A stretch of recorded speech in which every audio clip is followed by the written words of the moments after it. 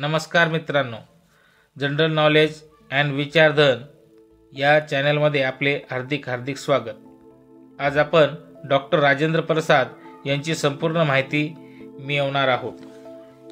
Doctor Rajendra Prasad 3 December 1884 ते 28 February 1963 भारतीय स्वतंत्र चळवळीतील एक थोर नेते आणि भारतीय प्रजासत्ताकाचे पहिले राष्ट्रपती।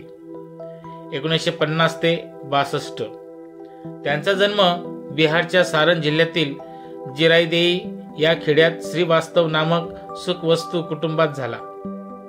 त्यांचे आजोबा चौधरलाल हे हतवा संस्थानाचे दिवाण होते। त्यांनी काही जमीन जुमला घेऊन बऱ्यापैकी मालमत्ता संपादन केली होती। वडील महादेव सहाय हे समाजसेवा करीत। ते युनानी व आयुर्वेदिक औषधोपचार करणारे हौशी वैद्य होते। आई कमलेश्वरी देवी धार्मिक वृत्तीची होती। तिच्या संस्काराचा प्रभाव राजेंद्र बाबूंच्या जीवनावर अखेरपर्यंत होता। राजेंद्र प्रसादांचे प्राथमिक शिक्षण मौलवीतर्फे घरीच पारंपरिक पद्धतीने झाले। त्यात उर्दू आणि फारसी या भाषा शिक्षणावर अधिक भर होता।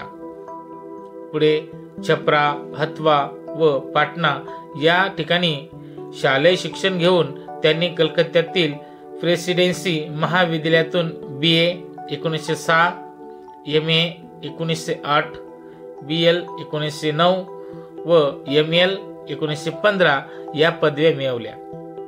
मॅट्रिक पासून ML पदवीपर्यंत त्यांनी पहिली श्रेणी सोडली नाही। त्यांना अनेक पारितोषिके व शिष्यवृत्त्या मिळाल्या। विद्यार्थी दशेत त्यांच्यावर जगदीशचंद्र बोस व प्रफुल्लचंद्र रे यांच्या व्यक्तिमत्वाची छाप पडली।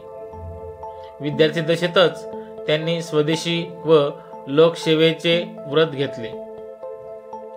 सुरुवातीस काही वर्षे त्यांनी अध्यापनाचे काम केले आणि नंतर कलकत्ता उच्च न्यायालयात वकिलीस प्रारंभ केला। 1911 पाटण्याला उच्च न्यायालय स्थापन झाल्यानंतर ते तिथे चौकशी करू लागले। 1916 त्यात त्यांना चांगली अर्थप्राप्ती होई। एक विद्वान कायदे पंडित म्हणून त्यांचा नाव लौकिकही वाढला। काँग्रेसच्या कलकत्ता अधिवेशनात स्वयंसेवक म्हणून त्यांनी कामही केले। 1906 पाटणा नगर परिषदेचे ते अध्यक्षही होते। ते पुढे 1911 मध्ये काँग्रेसचे सभासद झाले। बिहारच्या 1917च्या चंपारण्य सत्याग्रहाच्या वेळी महात्मा गांधींशी त्यांचा परिचय वाढला। हा सत्याग्रह यशस्वी होऊन सरकारने 3 कठियांचा कायदा रद्द केला। त्यानंतर राजेंद्र बाबूंचा काँग्रेसशी वारंवार संबंध येऊ लागला।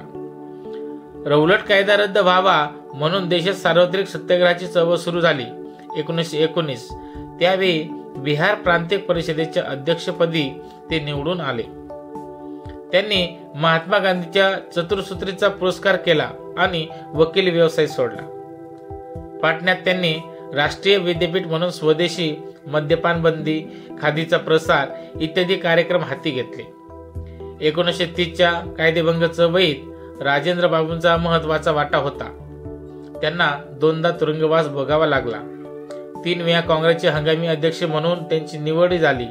1930 ते 31, 1932 व 1933 परंतु ब्रिटिश सरकारने बेकायदा अध्यक्ष म्हणून त्यांना पुन्हा 15 महिने कारावासात टाकले। तिथे त्यांना दम्याचा विकार वाढला। बिहारमध्ये 1934 साली फार मोठा भूकंप झाला। त्यावेळी त्यांची सुटका झाली। मदत समितीचे अध्यक्ष या नात्याने त्यांनी अतोनात परिश्रम घेऊन 38 लाख रुपयांचा भूकंप निधी जमा केला। प्रकृतीची पर्वा न करता ते रात्रंदिवस गोरगरिबांसाठी खपले। 1934च्या मुंबई काँग्रेस अधिवेशनाचे अध्यक्ष म्हणून त्यांची निवड झाली। त्यानंतर छोडो भारत आंदोलनात ते सहभागी झाले। 1942 त्यावेळी त्यांची बंकीपूरच्या तुरुंगात रवानगी झाली। तिथून 15 जून ते 1945 रोजी ते सुटले। तुरुंगात असताना त्यांनी आत्मचरित्राचा बराचसा भाग लिहिला. पंडित जवाहरलाल नेहरूंनी 2 सप्टेंबर 1946 रोजी हंगामी सरकार बनवले. या राष्ट्रीय मंत्रिमंडळात अन्नमंत्री म्हणून राजेंद्र बाबूंचा समावेश झाला. त्यानंतर 9 डिसेंबर 1946 रोजी घटना समिती स्थापण्यात आली व राजेंद्र प्रसाद यांची एकमताने अध्यक्ष म्हणून निवड झाली. या समितीने 3 वर्षाच्या परिश्रमानंतर भारताची राज्यघटना मंजूर केली. त्यानुसार प्रजासत्ताक भारताचे पहिले राष्ट्रपती म्हणून राजेंद्र बाबूंचा शपथविधी झाला. 1950 त्यांनी आपले वेतन कमी करून घेतले आणि राष्ट्रपती भवनातील शाही राहणीमानात आमूलाग्र बदल केला. तेथील विशाल उद्यान जनतेसाठी खुले केले. पूर्वीप्रमाणेच ते साधेपणाने राहत. या पदावर ते निवृत्त होईपर्यंत म्हणजे 10 मे 1962 पर्यंत होते. त्यांच्या कारकिर्दीत राष्ट्रपतींचे घटनात्मक स्थान व अधिकार याविषयीचा प्रश्न 2-3 वेळा उद्भवला. प्रथम राष्ट्रपती झाल्यावर 1950 मध्ये त्यांनी पंतप्रधानांना एक टिप्पणी पाठवून राष्ट्रपतींना विशेषाधिकार आहेत काय हा प्रश्न उपस्थित केला. त्यावेळेचे महान्यायवादी सेटलवाड यांनी या प्रश्नांचे नकारार्थी उत्तर दिले. नंतर 1951 मध्ये हिंदू कोड बिल हे हिंदू व्यक्तिगत कायद्यात बदल करणारे विधेयक मानले गेले. तेव्हाही त्यांनी त्या वेळच्या संसदेत एवढे महत्वाचे विधेयक विचारात घेण्याचा अधिकार नाही. या कारणास्तव प्रस्तावित विधेयकाविरुद्ध मत नोंदवून आपण संसदेला संदेश पाठवू असा मनोदय व्यक्त केला होता. विशेषतः हिंदू धर्म आणि परंपरा याविषयीचा त्यांचा दृष्टिकोन सौम्य आणि परंपरेचा अभिमान बाळगणारा असल्याने हे या विधेयकावर नाराज होते. पुढे 1960 साली त्यांनी पुन्हा एकदा जाहीरपणे राष्ट्रपतींच्या घटनात्मक स्थानाची चर्चा व्हावी असे सुचवले. या व अन्य कारणांनी पंतप्रधान नेहरूंशी त्यांचे तात्विक मतभेद झाले. मात्र त्यांच्या व्यक्तिगत मैत्रीत व स्नेहसंबंधात बाधा आली नाही. निवृत्तीनंतर ते बिहारमधील आपल्या सदाकत आश्रमात पाटणा राहण्यात गेले. आई समान असलेली त्यांची मोठी विधवा बहीण भगवती देवी हिचे निधन 1960 मध्ये झाले व संधिवाताने त्यांच्या पत्नीचे निधन 1962 मध्ये झाले. यामुळे ते खचले. शिवाय त्यांच्या दम्याचा विकार तीव्र झाला. त्यातच पाटण्यात त्यांचे निधन झाले. त्यांचे खासगी जीवन अत्यंत साधे व पारंपरिक पद्धतीचे होते. माध्यमिक शाळेत असतानाच त्यांचा विवाह राजबसदेवी यांच्याबरोबर झाला 1897. त्यांना मृत्युंजय व धनंजय असे 2 मुलगे झाले. त्यांच्या घरी सर्व आर्थिक जबाबदारी मोठे भाऊ महेंद्र प्रसाद सांभाळत असत. स्वातंत्र्य चळवळीत असताना त्यांनी प्रचार प्रसारार्थ सर्व भारतात प्रवास केला. परदेशी प्रवासाचीही त्यांना अनेकदा संधी मिळाली. त्यांनी श्रीलंकेचा 2दा दौरा केला. 1927 व 1928 मध्ये ते कायदेविषयक सल्लागार म्हणून एक खासगी अपील दाखल करण्यासाठी इंग्लंडला गेले. त्याचवेळी युरोपमधील अनेक देशांना त्यांनी भेटी दिल्या.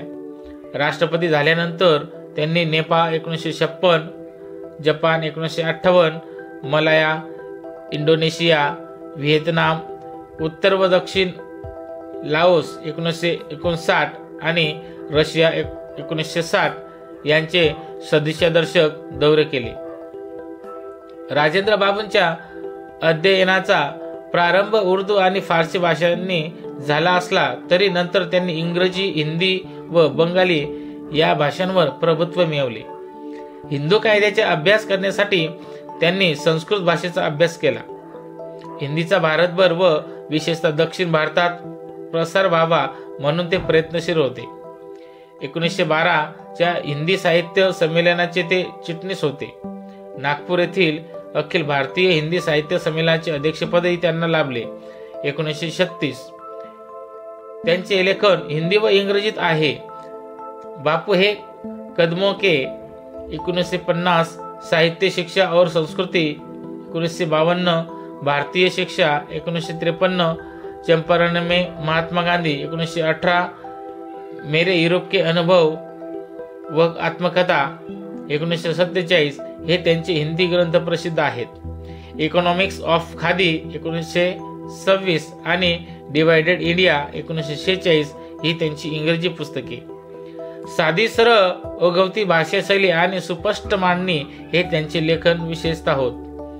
या व्यतिरिक्त त्यांनी वृत्तपत्रातून स्फुट लेखनही केले। सर्च लाईट या पाटण्याचे इंग्रजी दैनिकाचे ते संस्थापक होते। येथील लॉ वीकली या साप्ताहिकाशीही त्यांचा संबंध होता। त्यानंतर त्यांनी देश नावाचे हिंदी नावाचे साप्ताहिक सुरू केले 1920। राजेंद्र बाबूंना अनेक मान सन्मान मिळाले। भारतातील अलाहाबाद, पाटणा, सागर, म्हैसूर, दिल्ली, काशी इत्यादी विद्यापीठांनी डिलीट ही सन्मान पदवी देऊन त्यांच्या कार्याचा गौरव केला। भारत सरकारने भारत रत्न हा सर्वश्रेष्ठ पुरस्कार देऊन त्यांचा देशसेवेचा बहुमान केला 1962। राजेंद्र बाबूंचे व्यक्तिमत्व सर्वस्पर्शी आणि विशाल होते। ते धर्मनिष्ठ व परंपराभिमानी होते, पण रूढीप्रिय नव्हते। काळाच्या ओघाबरोबर आपले रीतिरिवाज बदलले पाहिजेत व माणुसकीवर आधारित नव समाजाची घडण झाली पाहिजे या मताचे ते होते। नेहरूंच्या समाजवादी विचारांपासून ते दूरच राहिले। त्यांच्यावर महात्मा गांधींची धोरणे व मूल्ये यांचा खोलवर प्रभाव होता। सौजन्य, विद्वत्ता आणि कार्यनिष्ठता यामुळे ते सामान्यतः अत्यंत लोकप्रिय झाले। यामुळेच महात्मा गांधी त्यांना अजात शत्रू म्हणत। धन्यवाद।